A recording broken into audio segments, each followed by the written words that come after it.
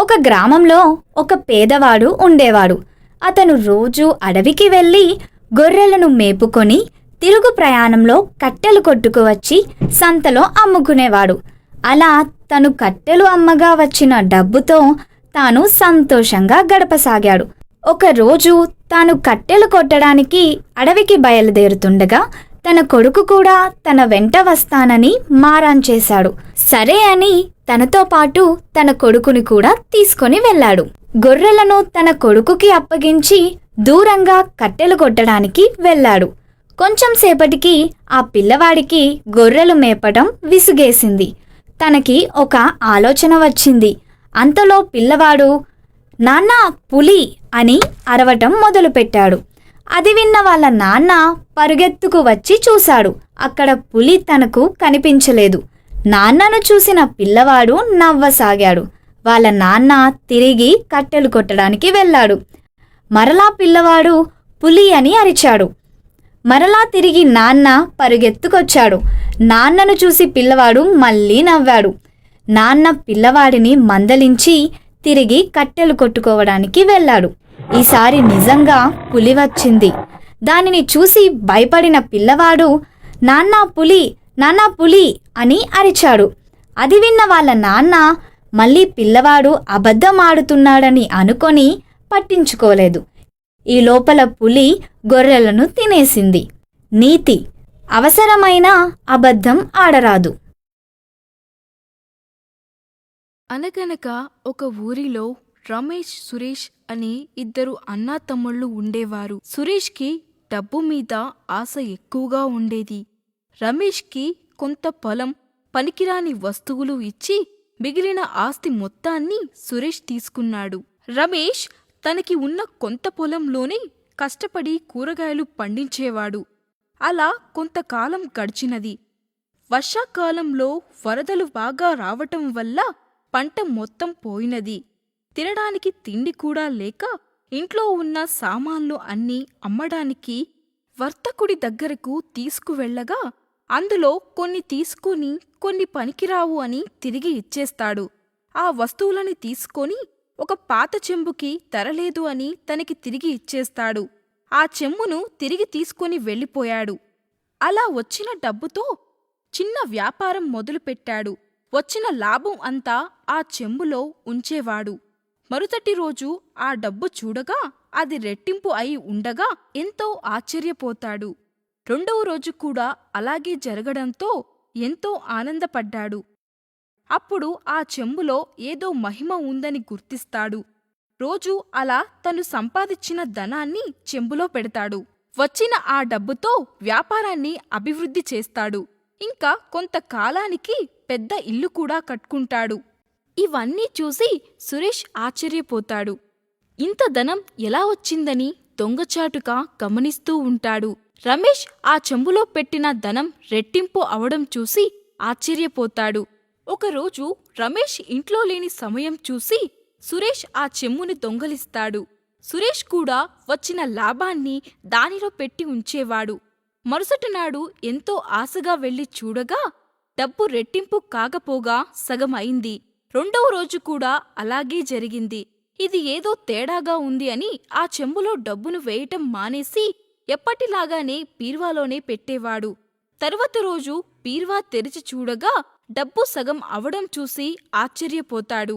తర్వాత రోజు దేవుడు కలలో కనిపించి ఇతరుల కష్టాన్ని దోచుకుంటే నష్టపోక తప్పదు అని చెప్తాడు. దానితో సురేష్కి బుద్ధి వచ్చి ఆ చెంబును తీసుకువెళ్లి రమేష్కి ఇచ్చి క్షమించమని కోరుతాడు.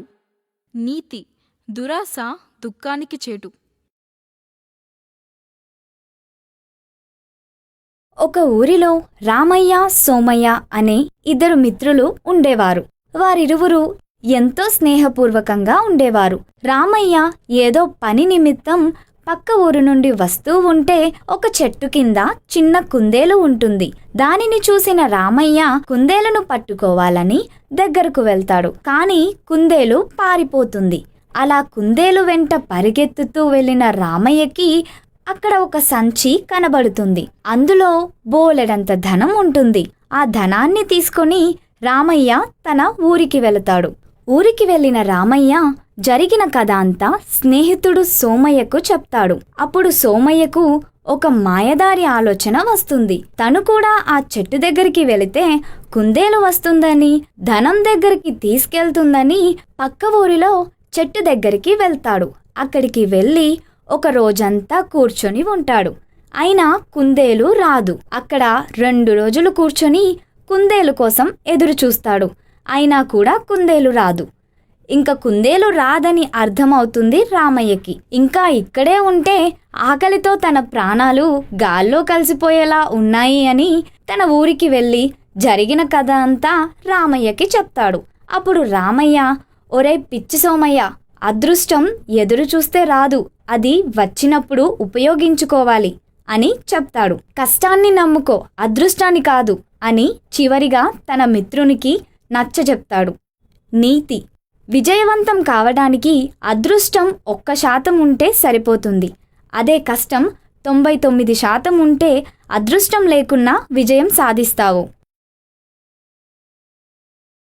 ఒక అడవిలో ఒక భక్తుడు దేవుడు ప్రత్యక్షం కావడం కోసం ఘోర తపస్సు చేస్తున్నాడు. ఎంతకీ దేవుడు ప్రత్యక్షం అవ్వడం లేదు. ఒకవేళ దేవుడు ప్రత్యక్షమైతే ఒకసారి స్వర్గానికి వెళ్ళి రావాలని కోరికగా ఉంది అని అనుకుంటాడు. ఇంకొక కోరిక స్వామి, నాకు జీవితాంతం బ్రతకాలని, ధనం కావాలని అడుగుతానని స్వార్థంతో తపస్సు చేస్తూ ఉంటాడు. 3 వసంతాల తరువాత దేవుడు ప్రత్యక్షం అవుతాడు. ఏమి కావాలి భక్తా? ఒక కోరిక మాత్రమే కోరుకో అని అంటాడు. క్షణం ఆలోచించకుండా భక్తుడు, స్వామి, స్వర్గం చూడాలని ఉంది అని అడుగుతాడు. అప్పుడు వెంటనే దేవుడు భక్తునికి స్వర్గం చూపించి క్షణంలో కిందికి తీసుకువస్తాడు. అప్పుడు వెంటనే భక్తుడు, ఏంటి స్వామి, ఒక్కసారి అలా చూపించి కిందకు తీసుకొచ్చావు, కనీసం 1 గంటైనా స్వర్గంలో ఉండి వచ్చేవాళ్ళం కదా అని అన్నాడు. అప్పుడు దేవుడు, భక్తా, నీవు ఏమి కోరుకున్నావు? స్వర్గం చూడాలని ఉంది అన్నావు, చూపించి తీసుకొచ్చాను. నువ్వు ఉండాలని కోరుకోలేదు కదా, చూడాలి అన్నావు, చూపించాను. నీ కోరిక తీరిందా అని అడిగాడు. అప్పుడు భక్తుడు, స్వామి, ఇంకా ఒక కోరిక అని అడిగాడు.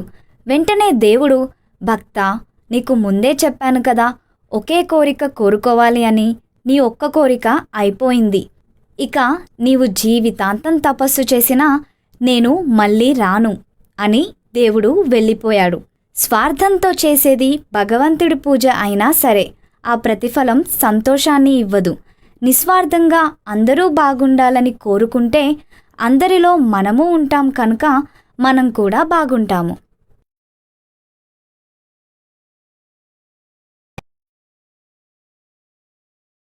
రామయ్య, కృష్ణయ్య ఇద్దరు మంచి మిత్రులు. ఒకరోజు ఇద్దరూ కలిసి తమ పొలాలు చూసుకోవడానికి వెళ్ళాలని నిశ్చయించుకుంటారు. రాత్రి వర్షం పడిన కారణంగా కంకులు ఏమైనా పాడయ్యాయేమోనని చూద్దామని రామయ్య అంటాడు. సరే వెళ్దాం అని పొలానికి బయలుదేరతారు. రామయ్య, కృష్ణయ్య ఇద్దరూ వారి పొలాలు చేరుకుంటారు.